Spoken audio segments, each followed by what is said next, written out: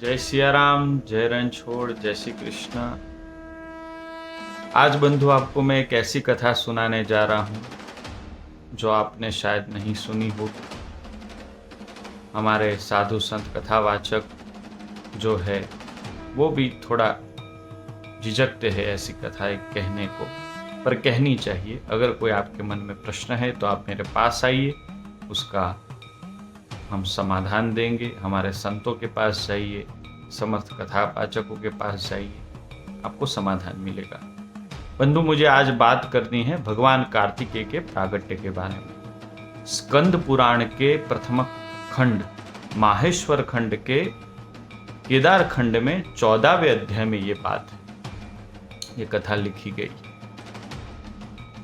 जब भगवान शंकर और मां पार्वती गंधमादन पर्वत पर निवास करते हैं, लीला आगे बढ़ती है। उसी समय भगवान विष्णु और ब्रह्मा जी को विचार आता है कि अगर भगवान शंकर का शुक्र उससे अगर अनिच्छनीय कोई तत्व प्रकट हो गया तो बड़ी चिंता है 14 लोगों के लिए। तो अग्निदेव को बुलाया और अग्निदेव को आज्ञा की कि तुम मां पार्वती जी के पास जाओ और जो ये भगवान शंकर का जो बल है, जो तेज है, उसे प्राप्त करो। अग्निदेव ने सन्यासी का रूप बनाया और मां पार्वती जी के सामने जाकर ऐसे दोनों हाथ कर कमलों से मां को कहा, हे मां, ये मेरे जो हस्त है ना, वही भिक्षा पात्र है, मुझे भिक्षा दीजिए। उसी समय बंधु मां पार्वती ने वो जो तेज है जिसका नाम है जात वेदा, क्या नाम है? जात वेदा, वो उनके हाथों में रख दिया और वो तेज जो है, जात वेदा जो है, भगवान शंकर का जो बल है, वो अग्निदेव को भिक्षा में दिया और साथ में शाप भी दिया कि तुम्हारे अंदर जो कुछ भी पड़ेगा वो सब भस्म हो जाएगा। तुरंत अग्निदेव भगवान शंकर के पास आए। भगवान शंकर ने आज्ञा की कि किसी स्त्री के अंदर ये जाकर तुम स्थापित करो। और अग्निदेव ने कहा, प्रभु, स्त्री के अंदर सामान्य जन इसको कैसे धारण कर सकेंगे? उसी समय नारद जी बोले कि माघ महीने में ठंड के समय प्रातः काल में जो अग्नि का सेवन करने के लिए तुम्हारे पास आए, उन्हीं के शरीर में ये स्थापित कर देना।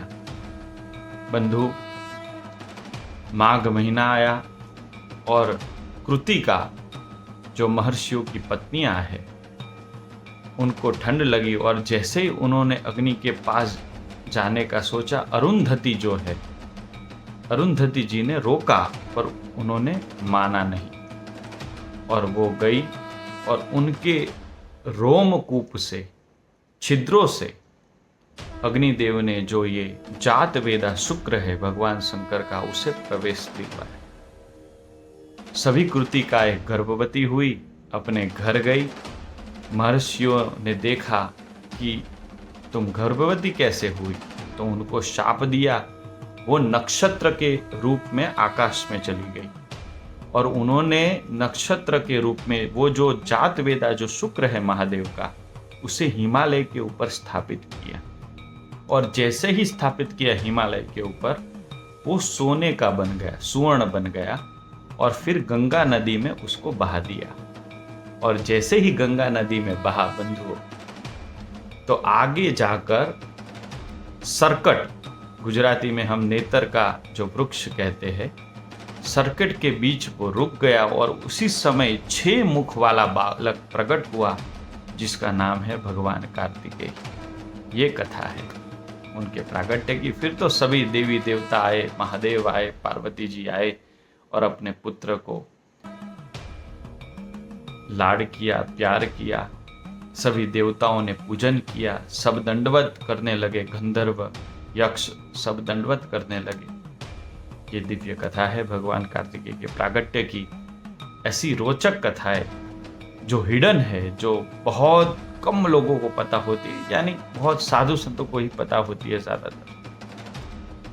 तो जब जब मेरी इच्छा होगी, ठाकुर जी की इच्छा होगी, तो मैं बताता रहूँगा। सबको प्रणाम। जय सिया राम।